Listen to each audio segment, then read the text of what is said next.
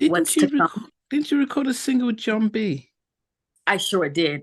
I sure did. And again, you're going back to my album titled "If You Only Knew." I think 1999, something like that. I can't even keep track, but Uh, I did.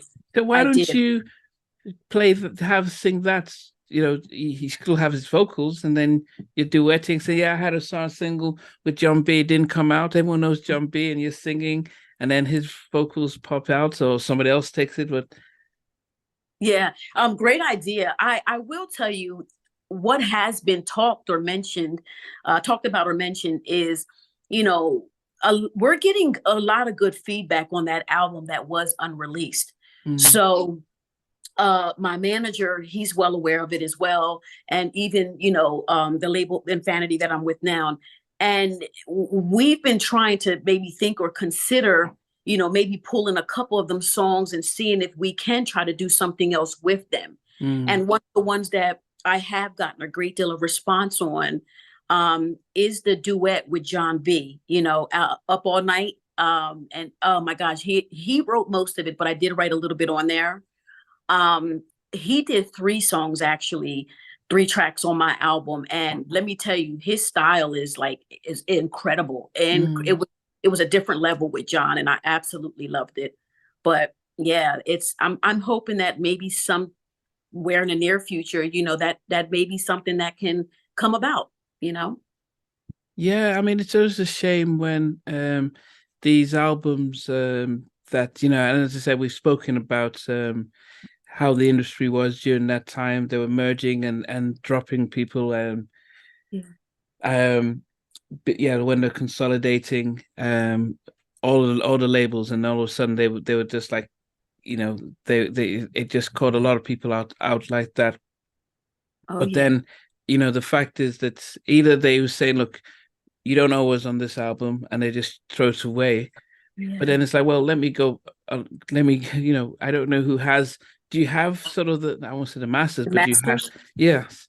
No. Mm-mm.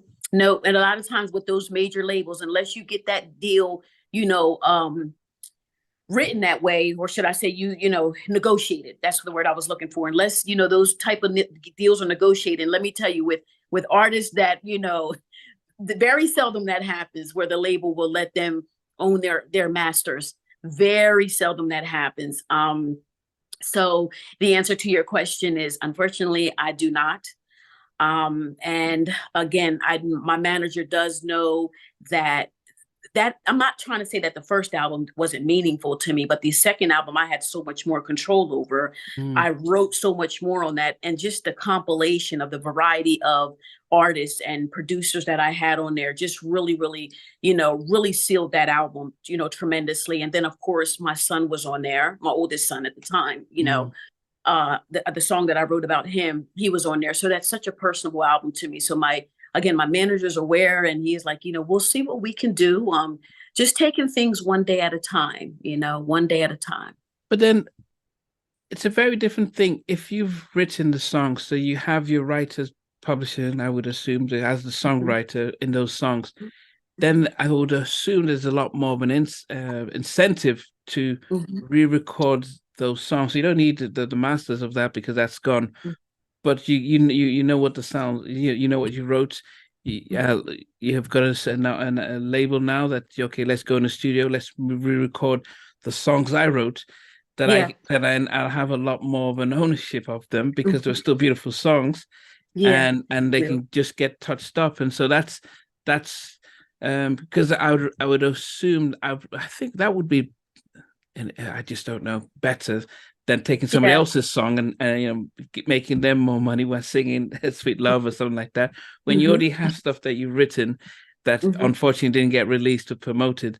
Hmm. Um, but yeah, so it's always a waste when you have just you've already had something that was so good, but unfortunately just didn't get shared with the world at that time. I mean, how Well, many I songs just, did you write on? let me see. Man, I think it might. Oh, you caught me off with that one. Let me see. I'm pulling my brains on this one. Um, I probably wrote, if I could give you a percentage wise, it probably was about 50 to 60%. So I wrote As Long As God Allows. That's one. I wrote half on Take My Number Down with Eric. No, I wrote Take My Number Down, and Eric wrote a little bit with me. Eric Roberson. Oh, okay. Wow. Songs. And Yeah, he did Yada Yada. He actually wrote Yada Yada, the one featuring Missy Elliott. That was I'm sorry. Now, how did I leave Eric out? Yes, he was another phenomenal person that I, have worked with.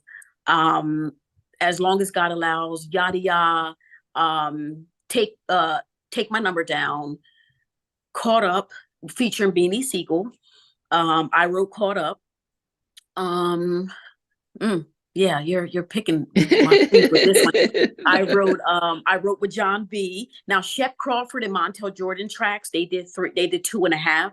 And I say 2.5 because it was 2 songs. And then one was like a gospel interlude or however you want to call it. So 2.5 songs, but I didn't write any of them. okay. I wrote Don't Take Your Love Away.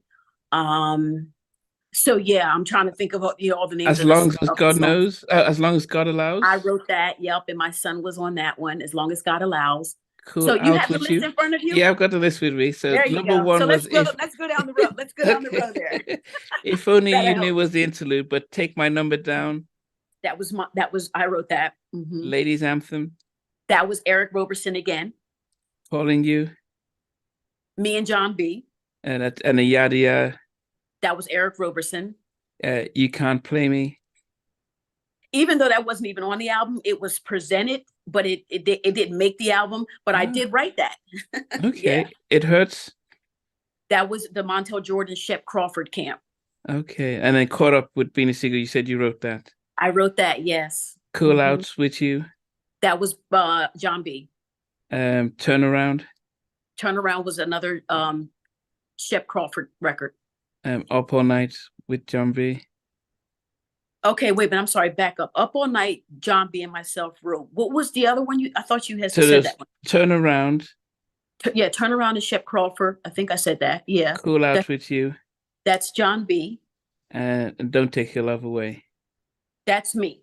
Okay. I wrote that one. Yeah. Mm-hmm. Yeah, I mean that's yeah, I mean lots of I mean, when you think about the level of Shep Crawford, I mean, if we know him with doing stuff with Tamir and with Deborah Cox and yes, and then we also know about like John B. and Eric Roberson didn't just he didn't just win the Grammy, but I know he's still very relevant, very oh yeah. Oh yeah. So yeah. I mean, you so there's still a lot of yeah. So having as much of an input to re-record the album on your new label, just re-records the album. It seems that would be less work, but a lot more fun. And then does your son still rap? He does. He does. He's also now focused a little bit more on, not to say he's not rapping, but he went another avenue and he's doing a clothing line now. Okay. So he's working on a clothing line and just trying to navigate other avenues again, in the business. And I slowly but surely have been telling him about NFTs because, like I said, it's not just for singers. Yeah. There's painters out there. There's a variety of types of artists. So but yeah, so he's kind of like shifted, a little bit more on that avenue and. And I'm proud of him. He's grinding. Yeah. Thank you for asking about him. Well, I was going to say he could feature on Caught Up and he'd write his own rap instead of Beanie Sigel. You are brainstorming. Look at you. Yeah. So definitely that also has been brought to my attention where they know that I did a great deal of writing on that second album. And like I said, I know that, we've been talking about a number of things.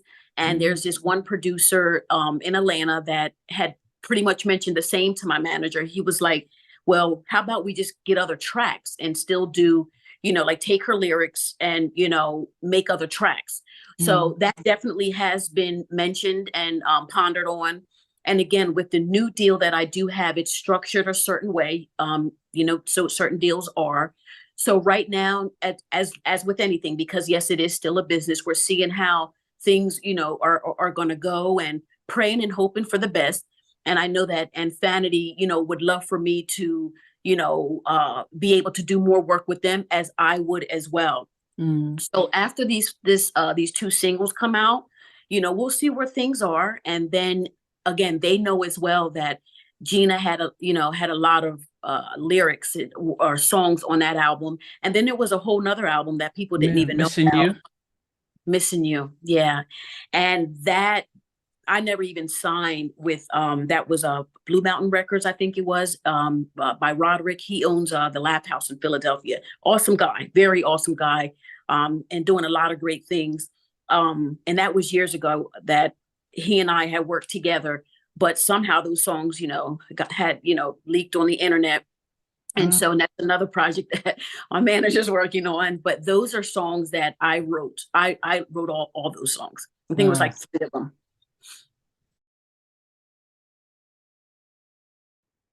Hey guys, thanks for watching. Thanks for being part of the Halftime Chat community. Please remember to like, share, and subscribe. But most importantly, why don't you consider being a member? That's a way of supporting the channel, but also getting a lot of videos ahead of time, a lot of behind the scenes stuff, and some exclusive content that doesn't get shared.